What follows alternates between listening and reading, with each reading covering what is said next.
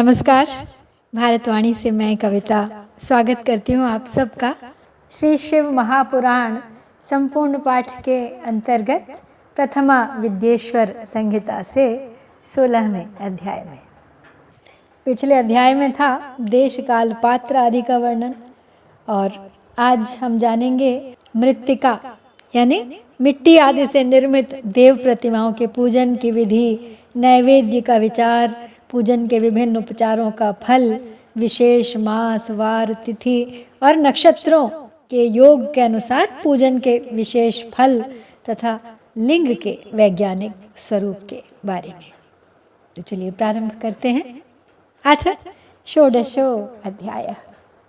पार्थिव प्रतिमा पूजा विधानम ब्रूहि सत्तम येन पूजा विधानेन सर्वाभीष्टमवाप्यते। ऋषिगण बोले सूत जी से कि हे साधु शिरोमणे, अब आप पार्थिव प्रतिमा की पूजा का वह विधान बताइए जिस पूजा विधान से समस्त अभीष्ट वस्तुओं की प्राप्ति होती है।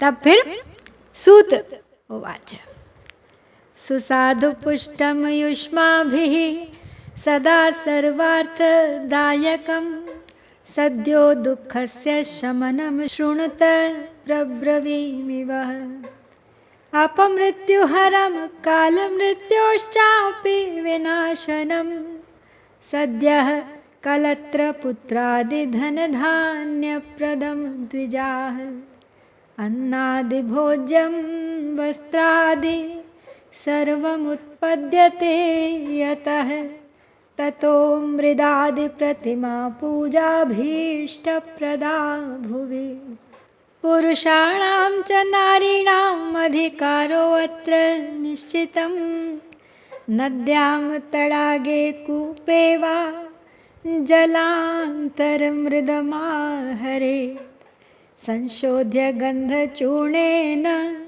पेषयित्वा सुमण्डपे हस्तेन प्रतिमां कुर्यात् क्षीरेण च सुसंस्कृताम् अङ्गप्रत्यङ्गकोपेताम् आयुधैश्च समन्वितां पद्मासनस्थितां कृत्वा पूजयेदादरेण हि विघ्नेशादित्यविष्णूनाम् अम्बायाश्च शिवस्य शिवलिङ्गं च सर्वदा पूजये द्विजः षोडशैरुपचारैश्च कुर्यात् तत्फलसिद्धये पुष्पेण प्रोक्षणं कुर्यात् अभिषेकं समन्त्रकम्। तो सूत जी बोले अब ऋषियों से कि हे महर्षियों, तुम लोगों ने बहुत उत्तम बात पूछी है। पार्थिव प्रतिमा का पूजन सदा संपूर्ण मनोरथों को देने वाला है तथा दुख का तत्काल निवारण करने वाला है। तब मैं उसी का वर्णन करता हूँ, ध्यान देकर सुनिए। हे द्विजो, यह पूजा अकाल मृत्यु को हरने वाली तथा काल और मृत्यु का भी नाश करने वाली है। यह शीघ्र ही स्त्री, पुत्र और धन धान्य को प्रदान करने वाली है। इसलिए पृथ्वी आदि की बनी हुई देव प्रतिमाओं की पूजा इस भूतल पर अभीष्टदायक मानी गई है। निश्चय ही इसमें पुरुषों का और स्त्रियों का भी अधिकार है। नदी, पोखरे अथवा कुएं में प्रवेश करके पानी के भीतर से मिट्टी ले आएं। तत्पश्चात गंध चूर्ण के द्वारा उसका संशोधन करके शुद्ध मंडप में रखकर उसे महीन बनाएं तथा हाथ से प्रतिमा बनाएं और दूध से उसका सम्यक संस्कार करें। उस प्रतिमा में अंग प्रत्यंग अच्छी तरह प्रकट हुए हों तथा वह सब प्रकार के अस्त्र शस्त्रों से संपन्न बनाई गई हो। तदनंतर उसे पद्मासन पर स्थापित करके आदर पूर्वक उसका पूजन करें। गणेश, सूर्य, विष्णु, दुर्गा और शिवजी की प्रतिमा का एवं शिवजी के शिवलिंग का द्विज को सदा पूजन करना चाहिए। पूजन जनित फल की सिद्धि के लिए 16 उपचारों द्वारा पूजन करना चाहिए और पुष्प से प्रोक्षण और मंत्र पाठ पूर्वक अभिषेक करना चाहिए। शाल्यन्नेनैव नैवेद्यं सर्वं कुडवमानतः गृहे तु कुडवं ज्ञेयं मानुषे प्रस्थमिष्यते। दैवे प्रस्थत्रयं योग्यं स्वयंभोः प्रस्थपञ्चकम् एवं पूर्णफलं विद्यादधिकं वै द्वयं त्रयं सहस्रपूजया सत्यं सत्यलोकं लभेद्विजः। द्वादशाङ्गुलमायामं द्विगुणं च ततो अधिकं प्रमाणमङ्गुलस्यैकं तदूर्ध्वं पञ्चकत्रयम् अयोधारुकृतं पात्रं शिवमित्युच्यते बुधैः। तदष्टभागः प्रस्थः स्यात् तच्चतुष्कुडवं मतं 10 प्रस्थं 100 प्रस्थं सहस्रप्रस्थमेव च। जलतैलादिगन्धानां यथा योग्यं च मानतः मानुषार्ष स्वयंभूनां महापूजेति कथ्यते। अभिषेकादात्मशुद्धिर्गन्धात् पुण्यमवाप्यते। आयुस्तृप्तिश्च नैवेद्यात् धूपादर्थमवाप्यते। दीपाज्ञानमवाप्नोति ताम्बूलाद् भोगमाप्नुयात्। तस्मात् स्नानादिकं षट्कं प्रयत्नेन प्रसादये।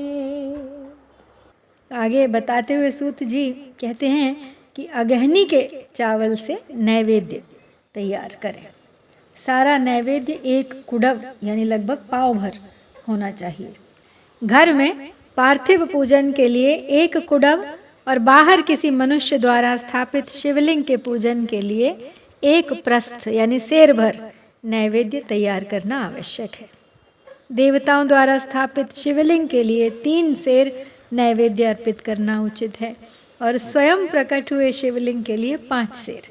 ऐसा करने से पूर्ण फल की प्राप्ति समझी जाती है। इससे दुगुना या तिगुना करने पर और अधिक फल प्राप्त होता है। इस प्रकार सहस्र बार पूजन करने से द्विज सत्यलोक को प्राप्त कर लेता है। 12 अंगुल चौड़ा, इससे दूना और 1 अंगुल अधिक अर्थात 25 अंगुल लंबा तथा 15 अंगुल ऊंचा जो लोहे या लकड़ी का बना हुआ पात्र होता है उसे विद्वान पुरुष शिव कहते हैं। उसका 8वां भाग प्रस्थ कहलाता है जो 4 कुडव के बराबर माना गया है। मनुष्य द्वारा स्थापित शिवलिंग के लिए 10 प्रस्थ, ऋषियों द्वारा स्थापित शिवलिंग के लिए 100 प्रस्थ और स्वयंभू शिवलिंग के लिए 1 सहस्र प्रस्थ नैवेद्य निवेदन किया जाए तथा जल, तैल आदि एवं गंध द्रव्यों को भी यथा योग्य मात्रा में रखा जाए तो यह उन शिवलिंगों की महापूजा बताई जाती है। देवता का अभिषेक करने से आत्मशुद्धि होती है, गंध से पुण्य की प्राप्ति होती है, नैवेद्य अर्पण करने से आयु बढ़ती है और तृप्ति होती है, धूप निवेदन करने से धन की प्राप्ति होती है, दीप दिखाने से ज्ञान का उदय होता है और तांबूल समर्पण करने से भोग की उपलब्धि होती है। इसलिए स्नान आदि 6 उपचारों को यत्नपूर्वक अर्पित करें। नमस्कारो जपश्चैव सर्वाभीष्टप्रदावुभौ पूजान्ते च सदा कार्यौ भोगमोक्षार्थिभिर्नरैः सम्पूज्य मनसा पूर्वं कुर्यात् तत्तत् सदा नरः देवानां पूजया चैव तत्तल्लोकमवाप्नुयात् तदवान्तरलोके च यथेष्टं भोग्यमाप्यते तद्विशेषान् प्रवक्ष्यामि शृणुश्रद्धया द्विजाः विघ्नेश पूजया सम्यक् भूर्लोके अभीष्टमाप्नुयात्। शुक्रवारे चतुर्थ्याश्च सिते श्रावणभाद्रके। विषगृक्षे धनुर्मासे विघ्नेशं विधिवद्यजेत्। शतं पूजा सहस्रं वा तत्सङ्ख्याकदिनैर्व्रजेत्। देवाग्निश्रद्धया नित्यं पुत्रदं चेष्टदं नृणां। सर्वपापप्रशमनं तत्तद्दुरितनाशनम्। वारपूजा शिवादीनामात्मशुद्धिप्रदां विदुः। तिथिनक्षत्रयोगानामाधारं सार्वकामिकं। तथा वृद्धिक्षया भावात् पूर्णब्रह्मात्मकं विदुः। उदयादुदयं वारो ब्रह्म प्रभृति कर्मणाम्। तिथ्यादौ देवपूजा हि पूर्णभोगप्रदा नृणां।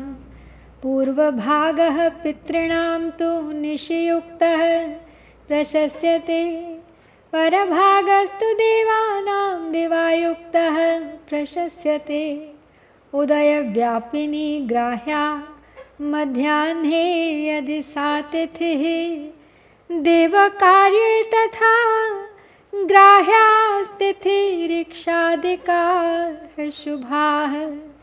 सम्यग् विचार्य वारादीन् कुर्यात् पूजा जपादिकम्। आगे बताते हैं सूत जी कि नमस्कार और जप ये दोनों संपूर्ण अभीष्ट फल को देने वाले हैं। इसलिए भोग और मोक्ष की इच्छा रखने वाले लोगों को पूजा के अंत में सदा ही जप और नमस्कार करना चाहिए। मनुष्य को चाहिए कि वह सदा पहले मन से पूजा करके फिर उन उपचारों से पूजा करे। देवताओं की पूजा से उन देवताओं के लोकों की प्राप्ति होती है तथा उनके अवान्तर लोक में भी यथेष्ट भोग की वस्तुएं उपलब्ध होती हैं। तो हे द्विजो, अब मैं देव पूजा से प्राप्त होने वाले विशेष फलों का वर्णन करता हूँ। आप लोग श्रद्धा पूर्वक सुने। विघ्नराज गणेश की पूजा से भूलोक में उत्तम अभीष्ट वस्तु की प्राप्ति होती है। शुक्रवार को श्रावण और भाद्रपद मासों की शुक्ल पक्ष की चतुर्थी को और पौष मास में शतभिषा नक्षत्र के आने पर विधि पूर्वक गणेश जी की पूजा करनी चाहिए। 100 या सहस्र दिनों में 100 या सहस्र बार पूजा करें। देवता और अग्नि में श्रद्धा रखते हुए किया जाने वाला उनका नित्य पूजन मनुष्यों को अभीष्ट वस्तु प्रदान करता है। वह समस्त पापों का शमन तथा भिन्न भिन्न दुष्कर्मों का विनाश करने वाला है। विभिन्न वारों में की हुई शिव आदि की पूजा को आत्मशुद्धि प्रदान करने वाली समझना चाहिए। वार या दिन, तिथि, नक्षत्र और योगों का आधार है। वह समस्त कामनाओं को देने वाला है। उसमें वृद्धि और क्षय नहीं होता है, इसलिए उसे पूर्ण ब्रह्म स्वरूप मानना चाहिए। सूर्योदय काल से लेकर दूसरे सूर्योदय काल आने तक एक वार की स्थिति मानी गई है, जो ब्राह्मण आदि सभी वर्णों के कर्मों का आधार है। विहित तिथि के पूर्व भाग में की हुई देव पूजा मनुष्यों को पूर्ण भोग प्रदान करने वाली होती है। तो यदि मध्याह्न के बाद तिथि का आरंभ होता है तो रात्रि युक्त तिथि का पूर्व भाग पितरों के श्राद्ध आदि कर्म के लिए उत्तम बताया जाता है। ऐसी तिथि का पर भाग ही दिन से युक्त होता है, अतः वही देव कर्म के लिए प्रशस्त माना गया है। यदि मध्याह्न काल तक तिथि रहे तो उदय व्यापिनी तिथि को ही देव कार्य में ग्रहण करना चाहिए। इसी तरह शुभ तिथि एवं नक्षत्र आदि देव कार्य में ग्राह्य होते हैं। इसीलिए वार आदि का भली भांति विचार करके पूजा और जप आदि करने चाहिए। पूर्जायते ह्यनेनेति वेदेष्वर्थस्य योजना। पूर्वभोगफलसिद्धिश्च जायते तेन कर्मणा। मनोभावांस्तथा ज्ञानमिष्ट भोगार्थ योजनात् पूजा शब्दार्थ एवं ही विश्रुतो लोकवेदयोः नित्यं नैमित्तिकं कालात् सद्यः काम्ये स्वनुष्ठिते नित्यं मासं च पक्षं च वर्षं चैव यथाक्रमं तत्तत्कर्म फल प्राप्तेस्तादृक्पापक्षयः क्रमात् महागणपतेः पूजा चतुर्थ्यां कृष्णपक्षके पक्षपापक्षयकरी पक्षभोगफलप्रदा चैत्रे चतुर्थ्यां पूजा च कृता मासफलप्रदा वर्षभोगप्रदा ज्ञेया कृता वै सिंहभाद्रके श्रावणादित्यवारे च सप्तम्याः स्तभे दिने माघशुक्ले च सप्तम्यामादित्ययजनं चरेत् ज्येष्ठभाद्रकसौम्ये च द्वादश्यां श्रवणर्क्षके कृतं श्रीविष्णुयजनमिष्टसम्पत्करं विदुः श्रावणे विष्णुयजनमिष्टारोग्यप्रदं भवेत् गवादीन् द्वादशानर्थान् साङ्गान् दत्त्वा तु यत्फलं तत्फलं समवाप्नोति द्वादश्यां विष्णुतर्पणात् द्वादशान् विप्रान् विष्णोर्द्वादशनामतः षोडशैरुपचारैश्च यजे तत्प्रीतिं माप्नुयात् एवं च सर्वदेवानां तत्तद्वादशनामकैः द्वादश ब्रह्मयजनं तत्तत्प्रीतिकरं भवेत्।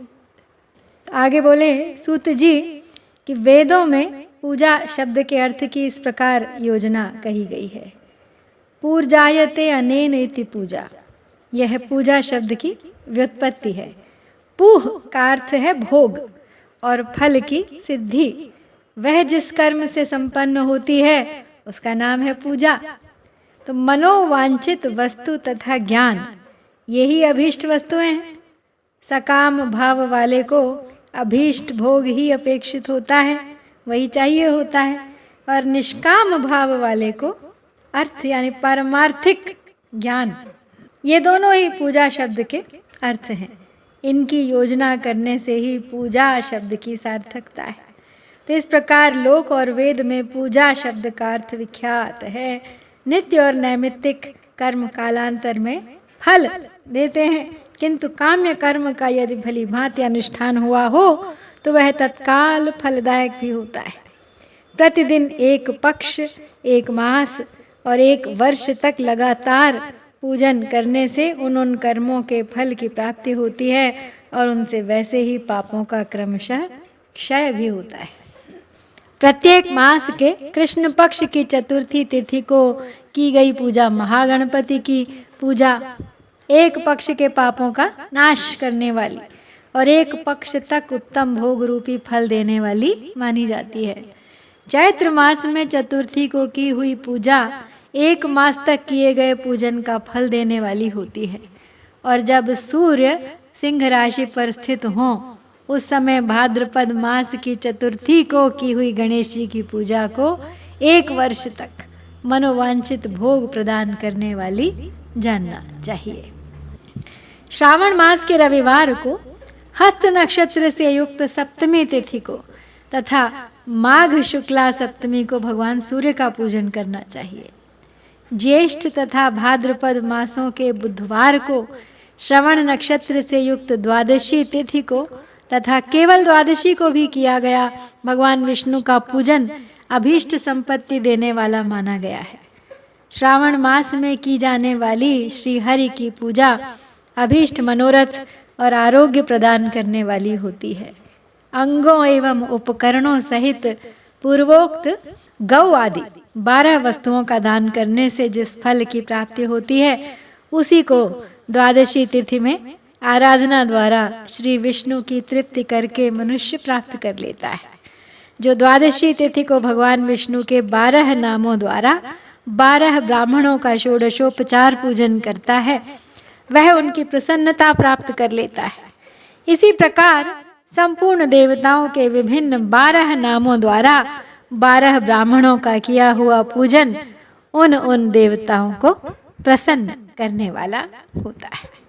कर्कटे सोमवारे च नवम्यां मृगशीर्षके अम्बां यजेत् भूतिकामः सर्वभोगफलप्रदाम् आश्वयुक् शुक्लनवमी सर्वाभीष्टफलप्रदा आदिवारे चतुर्दश्यां कृष्णपक्षे विशेषतः आर्द्रायां च महार्द्रायां शिवपूजा विशिष्यते माघ कृष्ण चतुर्दश्यां सर्वाभीष्टफलप्रदा आयुष्करी मृत्युहरा सर्वसिद्धिकरी नृणां ज्येष्ठमासे महार्द्रायां चतुर्दशी दिने अपि च मार्गशीर्षार्द्रकायां वा षोडशैरुपचारकैः तत्तन्मूर्ति शिवं पूज्य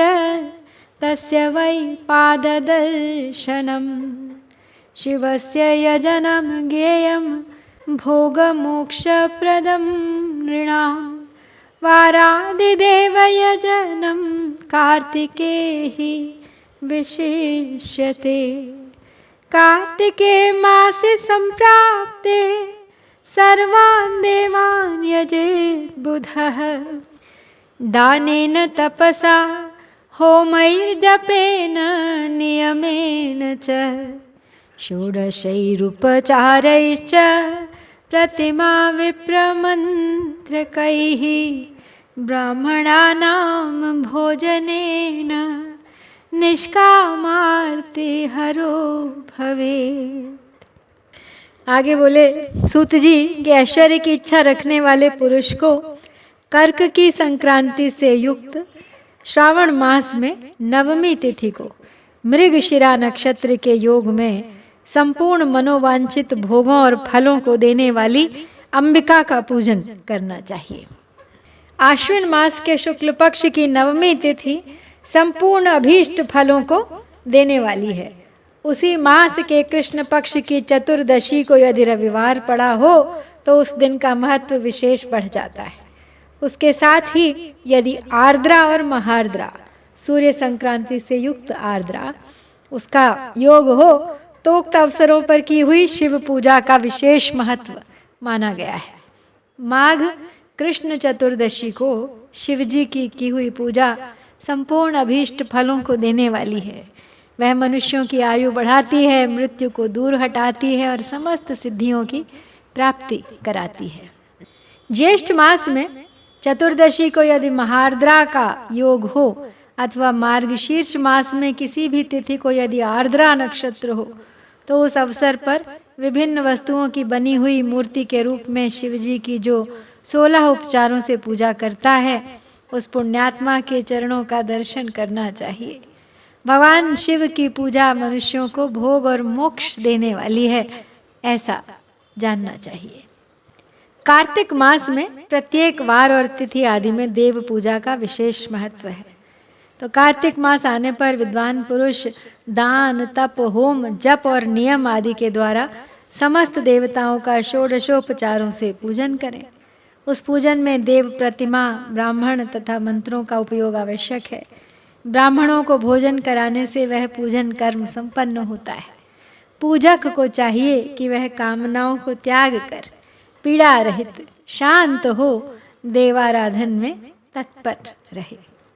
कार्तिके देव यजनम सर्वभोग प्रदम भवे व्याधीनाम हरणम चैव भवेद् भूतग्रह क्षयः कार्तिकादित्यवारेषु नृणामादित्य पूजनात् तैलकार्पासदानात्तु भवेत् कुष्ठादिसंशयः हरितकीमरीचीनां वस्त्रक्षीरादिदानतः ब्रह्मप्रतिष्ठया चैव क्षयरोगक्षयो भवेत्। दीपसर्षपदानाच्च अपस्मारक्षयो भवेत्। कृत्तिका सोमवारेषु शिवस्य यजनं नृणां महादारिद्र्यशमनं सर्वसम्पत्करं भवेत्। गृहक्षेत्रादिदानाच्च गृहोपकरणादिना। कृत्तिका भौमवारेषु स्कन्दस्य यजनानृणां दीपघण्टादिदानद्वयी वाक्सिद्धिरचिराद् भवेत्। कृत्तिका सौम्यवारेषु विष्णोर्वै यजनं नृणां दध्योदनस्य दानं च सत्सन्तानकरं भवेत्। कृत्तिका गुरुवारेषु ब्रह्मणो यजनाधनैः मधुस्वर्णाजदानेन भोगवृद्धिर्भवे नृणाम्।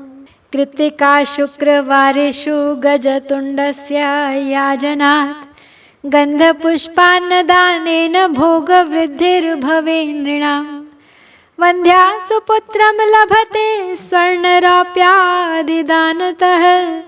कृत्तिका शनिवारेषु दिक्पालानां च वन्दनं दिग्गजानां च नागानां सेतुपानां च पूजनं त्र्यम्बकस्य च रुद्रस्य विष्णोः पापहरस्य च। आगे कहते हैं सूत जी कि कार्तिक मास में देवताओं का यजन पूजन समस्त भोगों को देने वाला होता है। यह व्याधियों को हर लेने वाला और भूतों तथा ग्रहों का विनाश भी करने वाला है।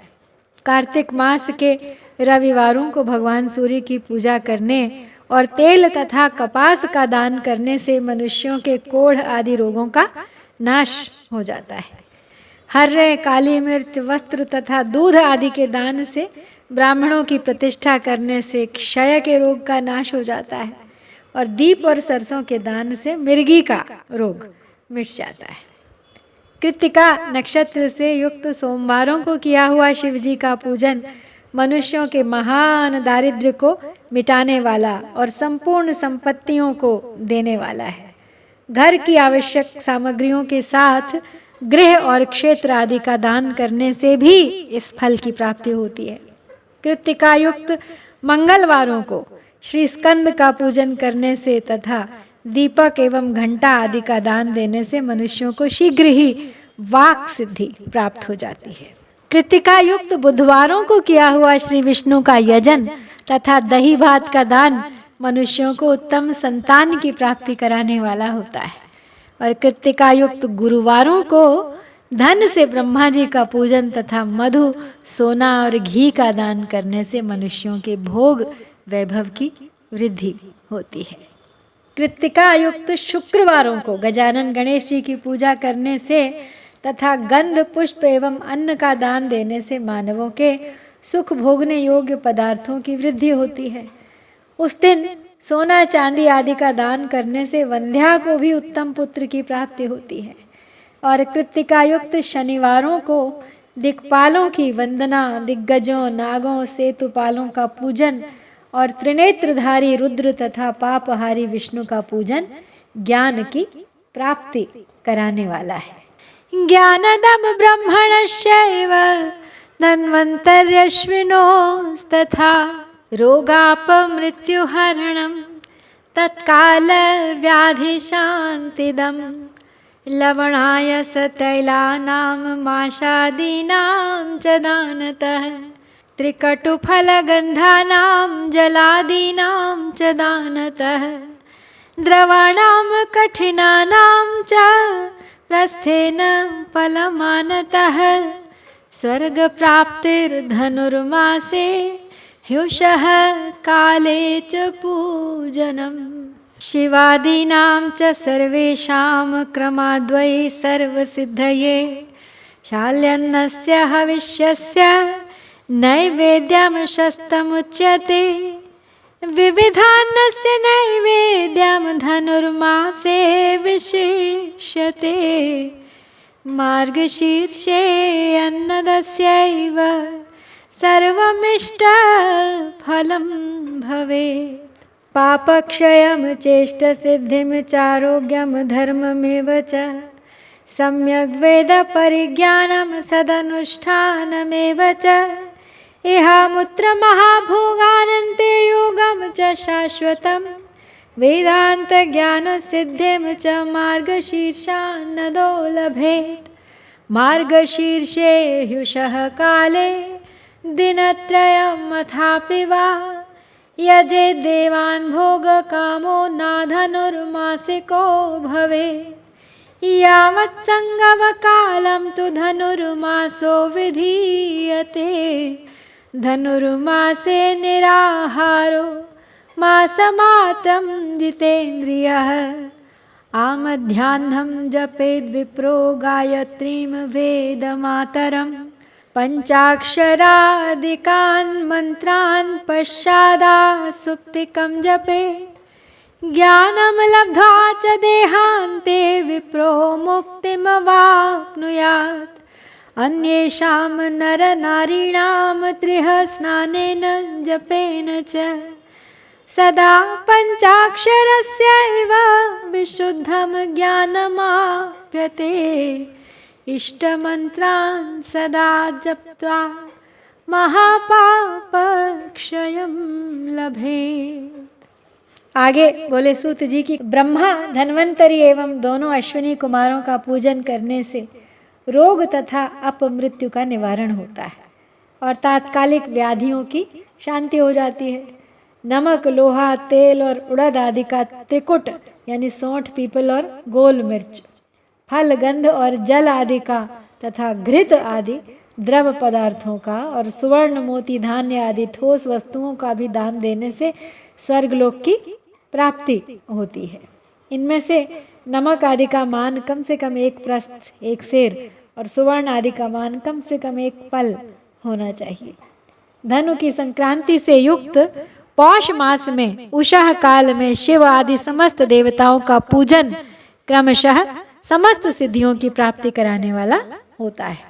इस पूजन में अगहनी के चावल से तैयार किए गए हविष्य का नैवेद्य उत्तम बताया जाता है। पौष मास में नाना प्रकार के अन्न का नैवेद्य विशेष महत्व रखता है। मार्गशीर्ष मास में केवल अन्न का दान करने वाले मनुष्य को संपूर्ण अभीष्ट फलों की प्राप्ति हो जाती है। मार्गशीर्ष मास में अन्न का दान करने वाले मनुष्य के सारे पाप नष्ट हो जाते हैं। वह अभीष्ट सिद्धि, आरोग्य, धर्म, वेद का सम्यक ज्ञान, उत्तम अनुष्ठान का फल, इहलोक और परलोक में महान भोग तथा अंत में सनातन योग, मोक्ष तथा वेदांत ज्ञान की सिद्धि प्राप्त कर लेता है। जो भोग की इच्छा रखने वाला है वह मनुष्य मार्गशीर्ष मास आने पर कम से कम 3 दिन भी उषः काल में अवश्य देवताओं का पूजन करे और पौष मास को पूजन से खाली न जाने दे। उषः काल से लेकर संगव काल तक ही पौष मास में पूजन का विशेष महत्व बताया गया है। पौष मास में पूरे महीने भर जितेंद्रिय और निराहार रहकर द्विज प्रातः काल से मध्याह्न काल तक वेद माता गायत्री का जप करे। तत्पश्चात रात को सोने के समय तक पंचाक्षर आदि मंत्रों का जप करे। ऐसा करने वाला ब्राह्मण ज्ञान पाकर शरीर छूटने के बाद मोक्ष प्राप्त कर लेता है। द्विजेतर नर नारियों को त्रिकाल स्नान और पंचाक्षर मंत्र के ही निरंतर जप से विशुद्ध ज्ञान प्राप्त हो जाता है। इष्ट मंत्रों का सदा जप करने से बड़े से बड़े पापों का भी नाश हो जाता है।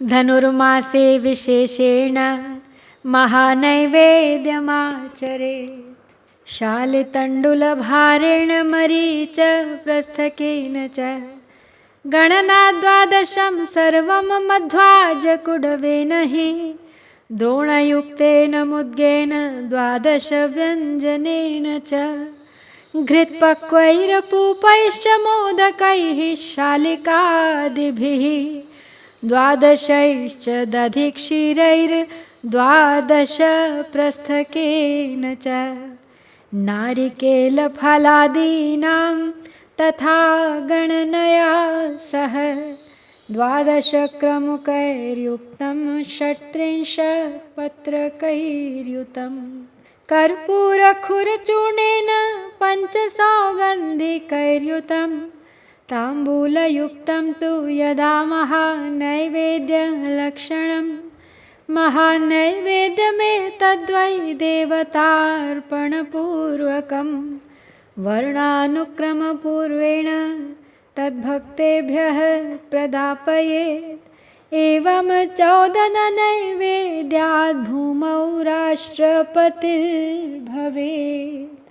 महानैवेद्यदानेन नरः स्वर्गमवाप्नुयात् महानैवेद्यदानेन सहस्रेण द्विजर्षभा सत्यलोकं च तल्लोके पूर्णमायुरवाप्नुयात् सहस्राणां च 30 महानैवेद्यदानतः तदूर्ध्वलोकमाप्यैव न पुनर्जन्म भाव भवेत्। आगे बताते हैं सूत जी कि पौष मास में विशेष रूप से महानैवेद्य चढ़ाना चाहिए और यहाँ बताई गई सभी वस्तुएं 12 की संख्या में समझनी चाहिए। चावल 12 भार, काली मिर्च 12 प्रस्थ, मधु और घृत 12 कुड़व, मूंग 12 द्रोण, 12 प्रकार के व्यंजन, घी में तले हुए पुए, लड्डू, चावल के मिष्ठान 12 प्रस्थ, दही और दूध और 12 नारियल आदि फल, 12 सुपारी, कर्पूर, कत्था और 5 प्रकार के सुगंध द्रव्यों से युक्त 36 पत्ते पान से महानैवेद्य बनता है। और इस महानैवेद्य को देवताओं को अर्पण करके वर्णनानुसार उस देवता के भक्तों को दे देना चाहिए।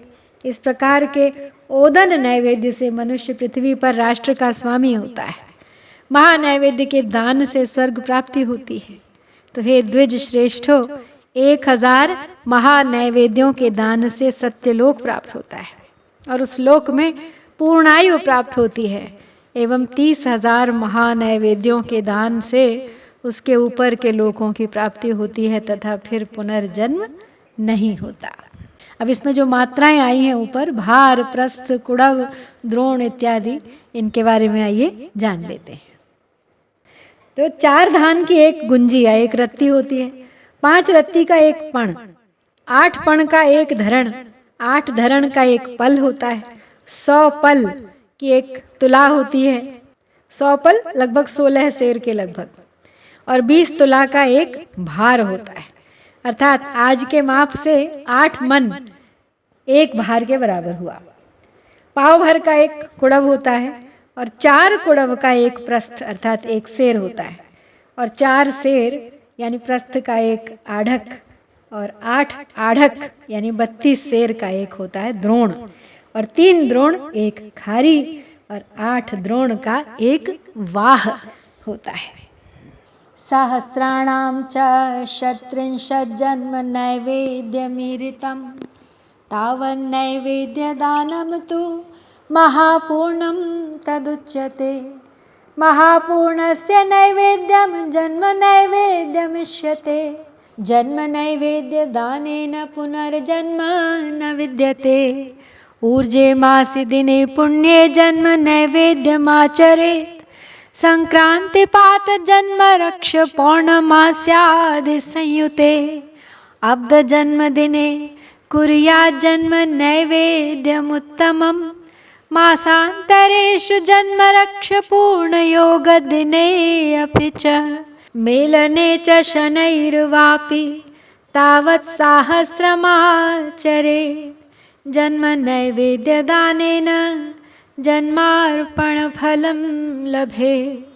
जन्मार्पणात् शिवः प्रीतः स्वसायुज्यं ददाति। इदं तज्जन्म नैवेद्यं शिवस्यैव प्रदापयेत्। योनिलिङ्गस्वरूपेण शिवो जन्मनिरूपकः।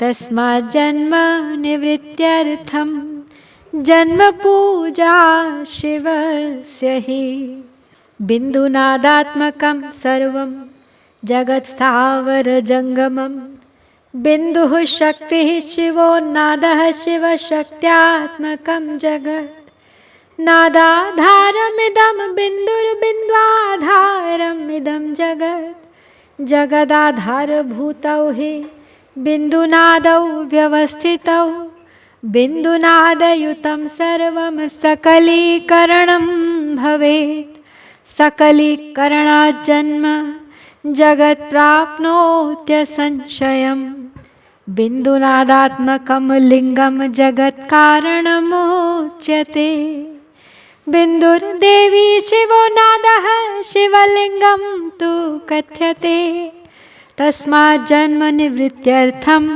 शिवलिङ्गं प्रपूजये माता देवी बिन्दुरूपा नादरूपः शिवः पिता पूजिताभ्यां पितृभ्यां तु परमानन्द एव हि परमानन्दलाभार्थं शिवलिङ्गं प्रपूजयेत्।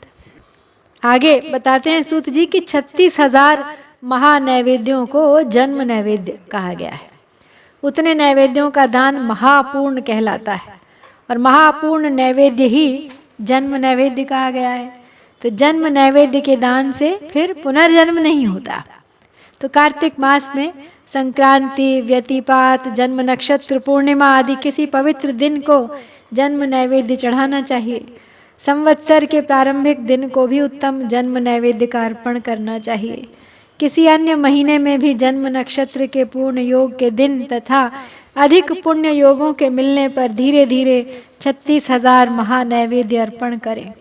जन्म नैवेद्य के दान से जन्मार्पण का फल प्राप्त होता है। जन्मार्पण से प्रसन्न होकर भगवान शंकर अपना सायुज्य प्रदान कर देते हैं। इसलिए इस जन्म नैवेद्य को शिव को ही अर्पण करना चाहिए। योनि और लिंग रूप में विराजमान शिव जन्म को देने वाले हैं, अतः पुनर्जन्म की निवृत्ति के लिए जन्म नैवेद्य से शिव की पूजा करनी चाहिए। सारा चराचर जगत बिंदु नाद स्वरूप है। बिंदु शक्ति है और नाद शिव है। इस तरह ये जगत शिव शक्ति स्वरूप ही है। नाद बिंदु का और बिंदु इस जगत का आधार है। ये बिंदु और नाद यानी शक्ति और शिव संपूर्ण जगत के आधार रूप से स्थित हैं। बिंदु और नाद से युक्त सब कुछ शिव स्वरूप है, क्योंकि वही सबका आधार है। आधार में ही आधेय का समावेश अथवा लय होता है। इसी को सकलीकरण कहते हैं। इस सकलीकरण की स्थिति से ही सृष्टि काल में जगत का प्रादुर्भाव होता है, इसमें संशय नहीं है। शिवलिंग बिंदु नाद स्वरूप है, अतः उसे जगत का कारण बताया जाता है। बिंदु देवी है और नाद शिव, इन दोनों का संयुक्त रूप ही शिवलिंग कहलाता है। अतः जन्म के संकट से छुटकारा पाने के लिए शिवलिंग की पूजा करनी चाहिए। बिंदु रूपा देवी उमा माता हैं और नाद स्वरूप भगवान शिव पिता। इन माता पिता के पूजित होने से परमानंद की ही प्राप्ति होती है।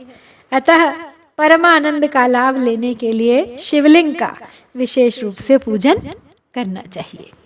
सा देवी जगतां माता स शिवो जगतः पिता पित्रोः शुश्रूषके नित्यं कृपाधिक्यं हि वर्धते कृपयान्तर्गतैश्वर्यं पूजकस्य ददाति हि तस्मादन्तर्गतानन्दलाभार्थं मुनिपुङ्गवाः पितृमातृस्वरूपेण शिवलिङ्गं प्रपूजयेत्। भर्गः पुरुषरूपो हि भर्गा प्रकृतिरुच्यते अव्यक्तान्तरधिष्ठानं गर्भः पुरुषोच्यते सुव्यक्तान्तरधिष्ठानं गर्भः प्रकृतिरुच्यते पुरुषस्त्वादिगर्भो हि गर्भवान् जनको यतः पुरुषात् प्रकृतौ युक्तं प्रथमं जन्म कथ्यते प्रकृतेर्व्यक्तताम्। यातम द्वितीयम जन्म कथ्यते, जन्म जन्तुर्मृत्यु जन्म पुरुषात् प्रतिपद्यते, अन्यतो भाव्यते अवश्यम मायया जन्म कथ्यते, जीर्यते जन्म कालाद्यतस्मात् जीव इति स्मृतः, जन्यते तन्यते पाशैर्जीव शब्दार्थ एव हि, जन्म पाश निवृत्त्यर्थम जन्म लिंगम प्रपूजयेत्, भम वृद्धिम गच्छति इत्यर्थात् भगः प्रकृतिरुच्यते, प्राकृतैः शब्दमात्राद्यैः प्राकृतेन्द्रियभोजनात्, भगस्येदं भोगमिति शब्दार्थो मुख्यतः श्रुतः, मुख्यो भगस्तु प्रकृतिर्भगवात् शिव उच्यते। आगे बोले सूत जी कि वो देवी उमा जगत की माता है और भगवान शिव जगत के पिता। जो इनकी सेवा करता है उस पुत्र पर इन दोनों माता पिता की कृपा नित्य अधिकाधिक बढ़ती रहती है। वे पूजक पर कृपा करके उसे अपना आंतरिक ऐश्वर्य प्रदान करते हैं। अतः हे मुनीश्वरों, आंतरिक आनंद की प्राप्ति के लिए शिवलिंग को माता पिता का स्वरूप मानकर उसकी पूजा करनी चाहिए। भर्ग यानी शिव पुरुष रूप है और भर्गा शिवा अथवा शक्ति प्रकृति कहलाती हैं।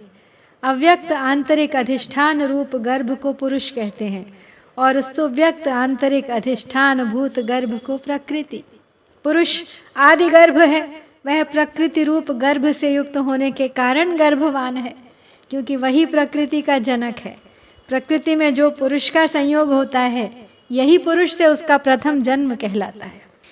अव्यक्त प्रकृति से महत तत्वादि के क्रम से जो जगत का व्यक्त होना है यही उस प्रकृति का द्वितीय जन्म कहलाता है। जीव पुरुष से ही बार बार जन्म और मृत्यु को प्राप्त होता है।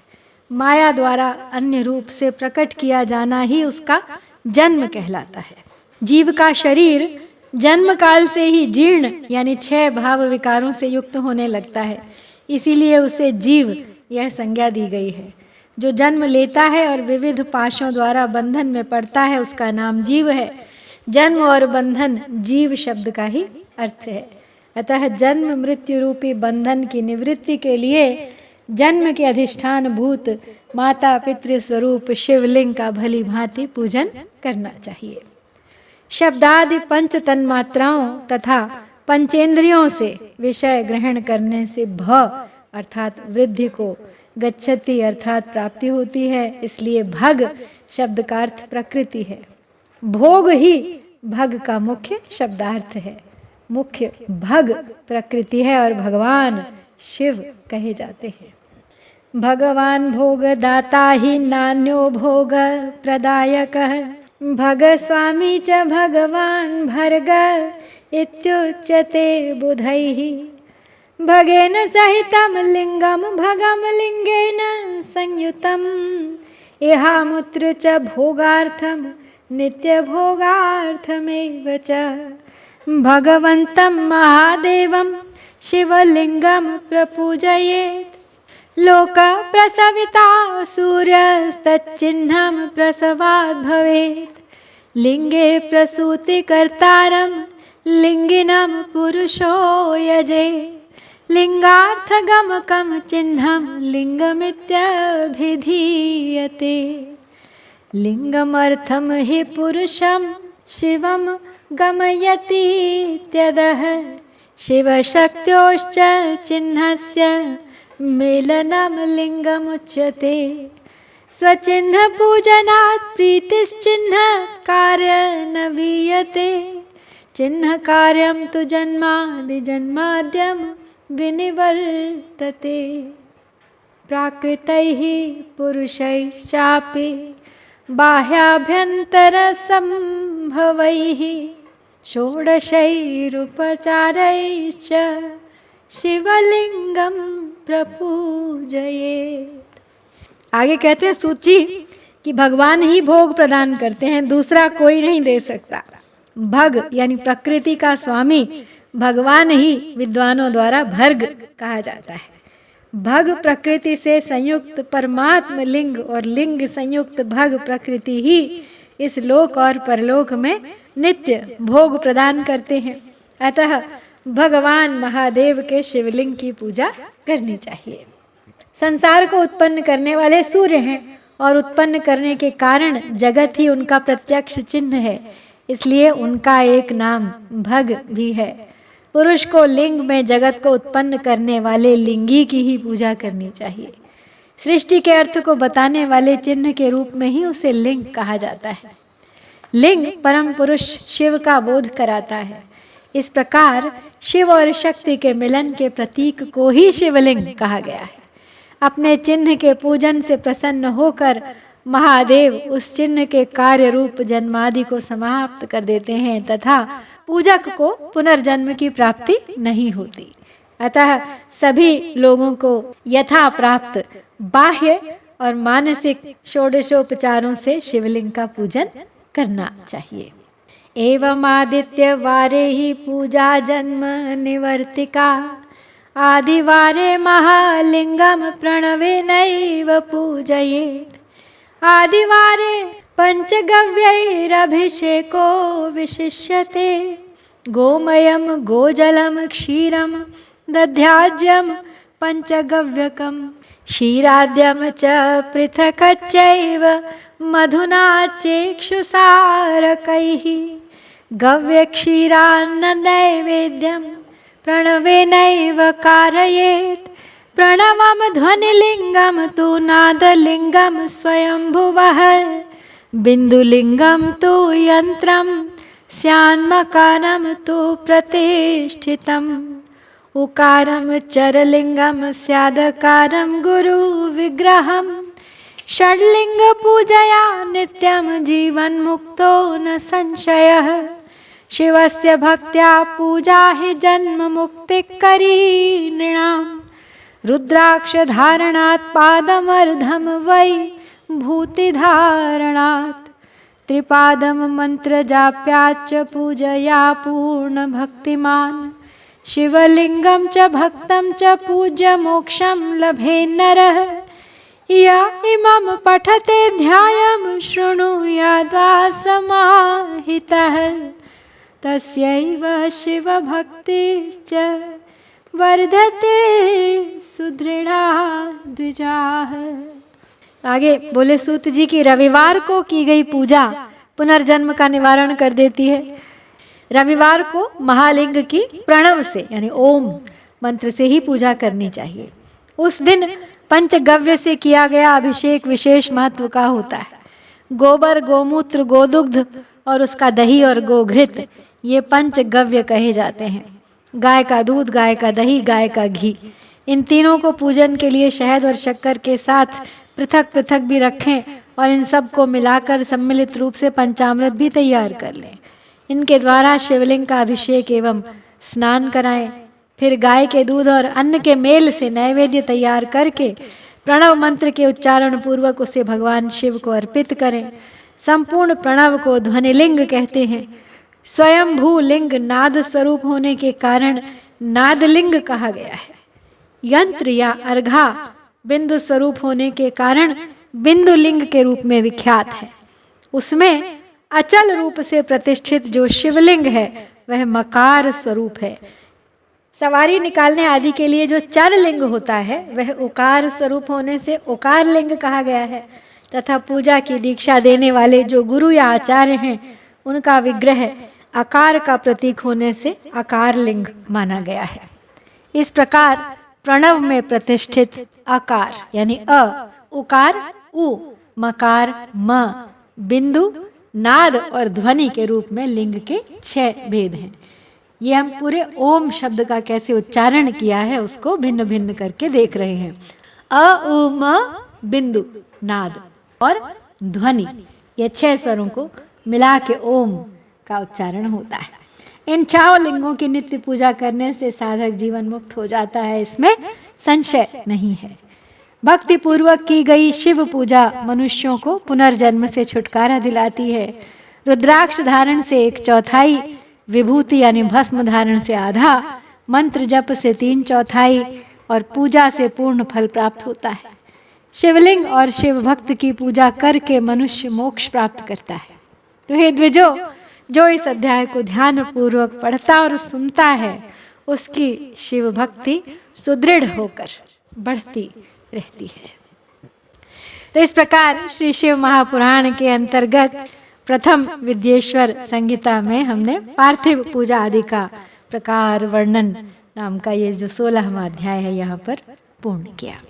इति श्री शिव महापुराणे प्रथमायां विद्येश्वर संहितायां पार्थिव पूजा प्रकारादि वर्णनम नाम षोडशो अध्यायः।